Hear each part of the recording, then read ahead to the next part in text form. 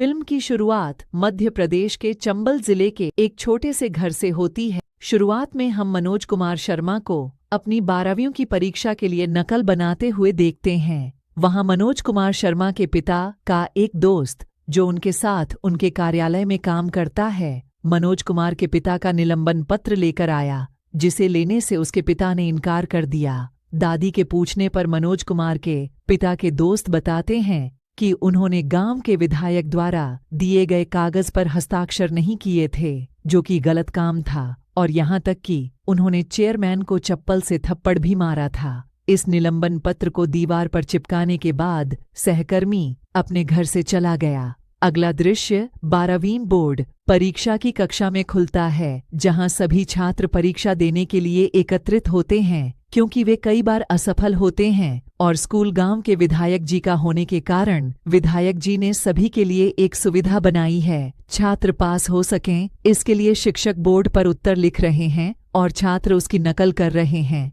इसी बीच क्लास में एक ईमानदार डीएसपी आया और वहां क्या हो रहा था, वह प्रिंसिपल के ऑफिस में चला गया, जहां प्रिंसिपल उसे रिश्वत दे रहा है। डीएसपी ने स्कूल के प्रिंसिपल को रिश्वत की रकम के साथ गिरफ्तार कर लिया और उसकी तस्वीर भी ले ली। आगे हमें पता चला कि मनोज कुमार और उनके भाई फिर फेल हो गए हैं। उनके पिता भ्रष्टाचार के खिलाफ लड़ने जा रहे हैं। वह गर्मजोशी भरे मन और अपने परिवार के सभी सदस्यों को आंसुओं के साथ विदा करते हुए घर से निकले। मनोज कुमार और उनके भाई ने एक जुगाड़ बनाया है ताकि उन्हें अपना घर चलाने के लिए थोड़े से पैसे मिल सकें। वे फिर से मुश्किल में पड़ गए जब विधायक जी के गुंडों ने जुगाड़ से एक परिवहन वाहन को रोका और एक भ्रष्ट पुलिस अधिकारी ने दोनों को गिरफ्तार कर लिया। भ्रष्ट पुलिसकर्मी और मनोज कुमार के बीच लंबी बातचीत के दौरान मनोज कुमार को छोड़ दिया गया ताकि वह पुलिस अधिकारी को मारने के लिए अपनी बंदूक ले सके। लेकिन उसने अपने मन से काम किया।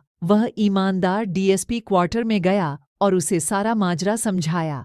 चूंकि मनोज एक परिपक्व व्यक्ति की तरह उससे बात कर रहा था, इसलिए डीएसपी उसके साथ पुलिस स्टेशन जाने पर सहमत हो गया। वहां पहुंचकर वह भ्रष्ट पुलिस अधिकारी को मनोज कुमार के भाई को रिहा करने का आदेश देता है। जब वे अपने घर जा रहे थे तो उन्हें डीएसपी ने लिफ्ट दी। वहां उन्हें पता चला कि मनोज कुमार उस स्कूल के छात्रों में से एक थे जहां उन्होंने नकल करना बंद कर दिया। उन्होंने मनोज कुमार को सिखाया कि नकल करना गलत है, आपको कड़ी मेहनत करनी होगी, और ले गए। अब धोखा न देने का वादा करो। मनोज कुमार डीएसपी की शक्ति से प्रभावित थे, क्योंकि वह भी एक शक्तिशाली पुलिस अधिकारी बनना चाहते थे। इसलिए वह बीए में स्नातक की पढ़ाई पूरी करने के लिए गांव से बाहर चले गए। अपनी डिग्री पूरी करने के बाद वह घर गए और अपनी मां से कहा कि वह पीसीएस की ट्रेनिंग करना चाहते हैं। उनकी दादी ने उन्हें अपनी जीवन भर की पेंशन राशि दे दी और कहा कि वह किसी को यह न बताएं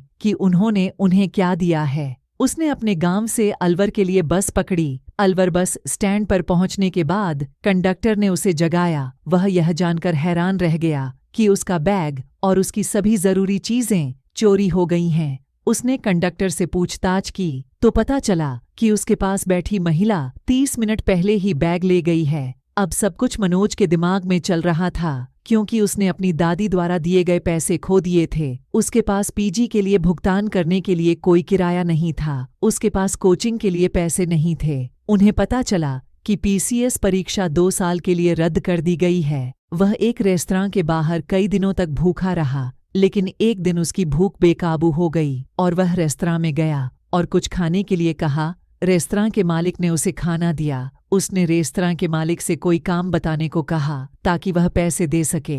उन्होंने उसे खाना दिया, लेकिन रेस्टोरेंट मालिक के बार बार कहने पर उसने मना कर दिया। फिर आवाज आई, भाई मैं दे दूंगा।